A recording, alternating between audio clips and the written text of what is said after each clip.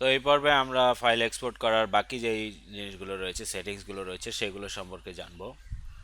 এখানে আমরা এই সিকোয়েন্সে গিয়ে এক্সপোর্ট মিডিয়া এখানে ক্লিক করি।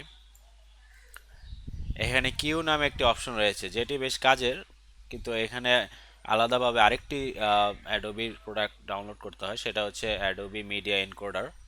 তো আমার এখন সেটা ইনস্টল করা নেই, তো সেই জন্য আমি এটা দেখাতে পারছি না। তবে এটাও আপনারা চাইলে ব্যবহার করতে পারেন, এটা না ব্যবহার করে এক্সপোর্ট দিয়েও করতে পারেন। তবে কিউটা আপনার কাজ হচ্ছে আপনি একসাথে অনেকগুলো ভিডিও যদি রেন্ডার করতে চান সেক্ষেত্রে এই কিউটার কাজে দেয়। তো যাই হোক, এটা আসলে তেমন দেখানোর কিছু না এবং কঠিন না, আপনার যদি প্রয়োজন হয় আপনি ডাউনলোড করে নিতে পারেন। আর এটা আরেকটা সুবিধা হচ্ছে, আপনি যখন এটা কিউ দিয়ে এক্সপোর্ট দিবেন তখন আপনি পাশাপাশি ওই রেন্ডারের পাশাপাশি আপনি চাইলে আবার এখানে কাজ করতে পারবেন।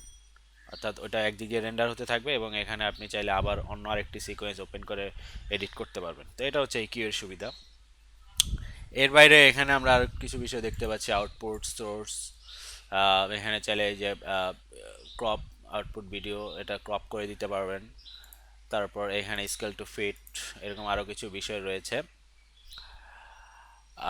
এক্সপেক্ট রেশিও কারেকশন, এটাও আপনি ওই প্রায় 16:9 এটা যদি চেঞ্জ করতে চান সেক্ষেত্রে এখানে করা যায়। তো এই ইফেক্ট মেনু নিয়ে গত পর্বে আমরা খুব বেশি আলোচনা করিনি এবং এটা আসলে সবাই সাধারণত ইউজ করে না, তবে আপনার প্রয়োজন আপনি ব্যবহার করতে পারেন। এটা আসলে কিছুটা কাজ আমরা এখন দেখাই, যেমন লিওমেট্রি লুক, এটা যদি চেক করে দেন তারপরে এখানে অনেকগুলো অপশন চলে আসবে।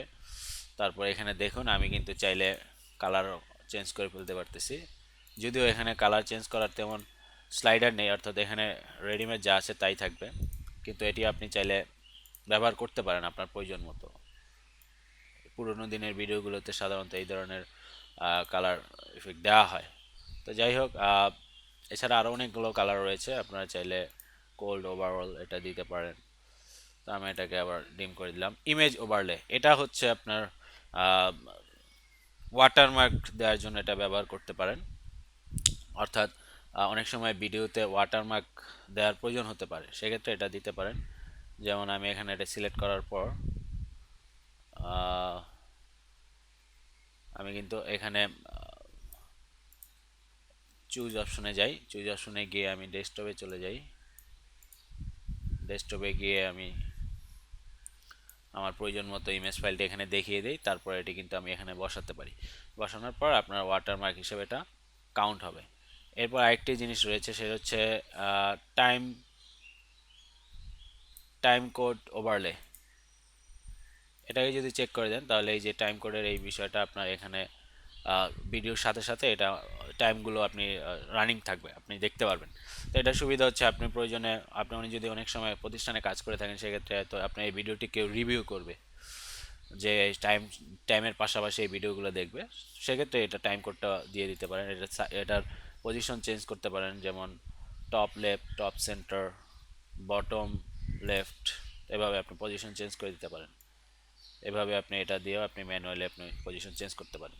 সাইজ, এই যে এটা দিয়ে আপনি সাইজ বড় ছোট, ওই ওয়াটারমার্কেও ঠিক একইভাবে আপনি পজিশন চেঞ্জ এবং অন্যান্য যে বিষয়গুলো রয়েছে সেটি চেঞ্জ করতে পারেন। এছাড়া আরেকটি অপশন রয়েছে, সেটা হচ্ছে টাইম টিউনার। এটিও বেশ কাজে দেয় মাঝে মাঝে। যেমন এখানে আপনি টার্গেট ডিউরেশন, এটা হচ্ছে টোটাল ডিউরেশন 4 মিনিট 2 সেকেন্ড। আপনি যদি টার্গেট ডিউরেশন কমিয়ে দিতে চান, অর্থাৎ 3 মিনিটের ভিতরে এই টোটাল ভিডিওটা দেখাতে হবে, সেক্ষেত্রে এখানে আপনি 3 মিনিট টাইপ করে দিতে পারেন। কিন্তু এখানে আপনি যখন 3 মিনিট টাইপ করে দিবেন তখন অনেকগুলো ফ্রেম একসাথে রেন্ডার হবে, অর্থাৎ একটু ফাস্ট হবে। আবার আপনি ঠিক উল্টা কাজটাও করতে পারেন, অর্থাৎ এই 4 মিনিটের ভিডিওটাকে আপনি 5 মিনিটও করতে পারেন, সেক্ষেত্রে কিছু ফ্রেম স্লো হয়ে এই টোটাল ভিডিওটাকে 5 মিনিট করে দিবে। এখানে চাইলে আপনি ডিউরেশন চেঞ্জও করতে পারেন। তো এগুলো আসলে আপনারা নিজেরা এক্সপ্লোর করবেন তাহলেই হবে। তো আর এখানে আরেকটি বিষয়, এই প্রিসেট আপনি চাইলে সেভ করতে পারবেন। এখানে একটি অপশন রয়েছে সেভ প্রিসেট, ইম্পোর্ট প্রিসেট। তো এই সেভ প্রিসেট দিয়ে আপনি চাইলে এটা এখানে আপনার কাস্টম প্রিসেট যেটা রয়েছে সেটা আপনি চাইলে সেভ করতে পারবেন। আর এই তো আপনার এই কিউটা আপনি চাইলে ইনস্টল করে নিন, এটা আপনার এডোবির ওয়েবসাইটে পাবেন।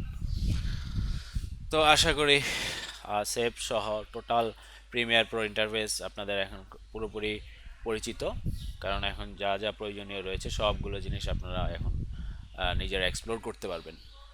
তো এখানে আপনারা দেখুন, এখানে প্রায় সবগুলো বিষয় নিয়ে আলোচনা করা হয়েছে, এবং কিছু জিনিস বাদ রয়েছে যেগুলো হয়তো খুব বেশি ব্যবহার করা হয় না, তাও আপনার প্রয়োজনে গুগলে সার্চ করে এই জিনিসগুলো জেনে নিতে পারবেন। আশা করি আর কোনো সমস্যা থাকবে না আপনাদের এই প্রিমিয়ার প্রো নিয়ে, এবং পরিপূর্ণভাবে প্রিমিয়ার প্রো শেখানোর চেষ্টা করেছি। স্পেশালভাবে ধন্যবাদ অনলাইন টিউটোরিয়ালগুলো, যেগুলো ফলো করে আমরা তৈরি করেছি এই টিউটোরিয়ালগুলো। আর ইন্টারনেটে ঘাটাঘাটির কোনো বিকল্প নেই, প্রচুর পরিমাণে ইন্টারনেট ঘাটুন এবং শিখুন, নতুন নতুন জিনিস শিখুন, এবং সবসময় আপডেটেড থাকার চেষ্টা করুন।